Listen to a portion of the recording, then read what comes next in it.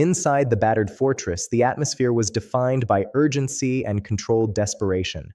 After surviving a devastating assault, the defenders of Belgrade faced the harsh reality that another attack could come at any moment. Every broken wall, every depleted weapon rack, and every exhausted soldier told the story of a garrison pushed to its limits.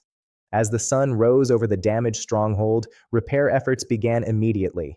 Teams of soldiers and civilians worked side by side to mend the shattered defenses. Stones were hauled into place, wooden barricades were erected, and earth was packed into gaps left by artillery strikes. The fortress walls, scarred by constant bombardment, became the focus of an unrelenting race against time. Commanders moved quickly to reorganize their forces. Units that had suffered heavy casualties were merged, and fresh volunteers were assigned to critical positions. Weapons were inspected, repaired, and redistributed with strict efficiency. Every sword, bow, and firearm was accounted for, as the defenders prepared for the likelihood of another massive assault.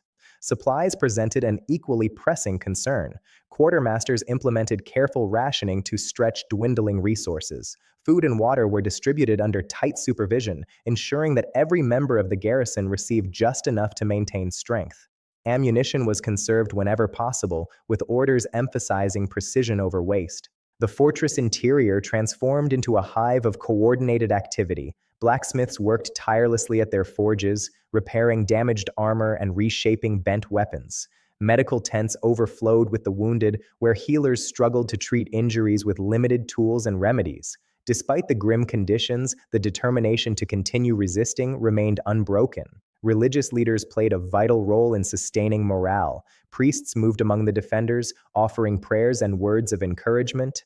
Gatherings were held within the fortress where soldiers and civilians alike sought comfort in shared faith. These moments of unity provided emotional strength, reinforcing the belief that their struggle carried profound significance. From the ramparts, scouts monitored the Ottoman camp with constant vigilance. Reports of enemy movements were relayed swiftly to command posts. Any sign of renewed preparations triggered immediate defensive adjustments. The defenders understood that surprise could prove fatal. Engineers and experienced officers identified the fortress's weakest points and concentrated their efforts there. Additional barricades were constructed behind vulnerable sections of wall, creating layered defenses designed to slow any breakthrough. Archers and gunners were positioned to maximize coverage of likely assault routes. Training continued even amid exhaustion. Officers drilled replacement troops in defensive tactics, ensuring that every fighter understood their role. Communication signals were reviewed and rehearsed, minimizing the risk of confusion during battle. Discipline remained strict as commanders sought to maintain order under extreme pressure. Night brought no relief from the relentless pace of preparation. Fires burned across the fortress as work crews continued repairs under torchlight. The sounds of hammering and shouted instructions echoed through the darkness. Sleep came in brief intervals, stolen whenever possible between duties. Civilians within the fortress contributed in every way they could. Women and older residents carried supplies, prepared bandages, and assisted in reinforcing defenses. Their involvement underscored the collective nature of the struggle.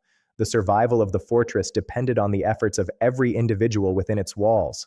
Tension remained constant as the defenders anticipated the next Ottoman move. The memory of previous assaults lingered vividly, serving as both a warning and a source of resolve. Each repaired breach represented not just a physical barrier, but a symbol of defiance. Commanders conducted regular inspections, ensuring that preparations met the highest standards possible under the circumstances. Any weakness was addressed immediately. The chain of command functioned with heightened efficiency, reflecting the shared understanding that mistakes could not be afforded.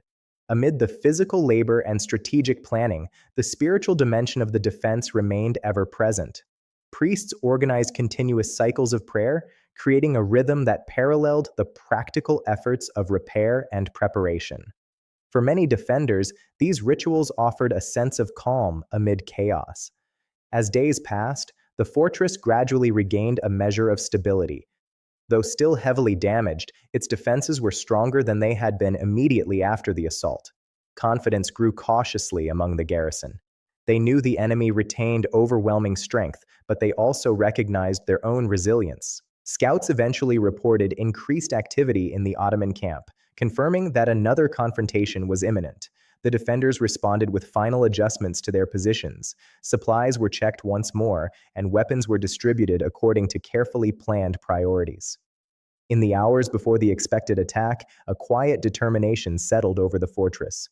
Conversations were brief and purposeful. Many soldiers sought out moments of reflection, standing silently along the walls or joining in prayer. The shared anticipation created a powerful sense of unity. The desperate preparations within the fortress illustrated the depth of the defenders' commitment. Every repaired stone and rationed resource represented a refusal to surrender. Their efforts transformed a battered stronghold into a renewed bastion of resistance.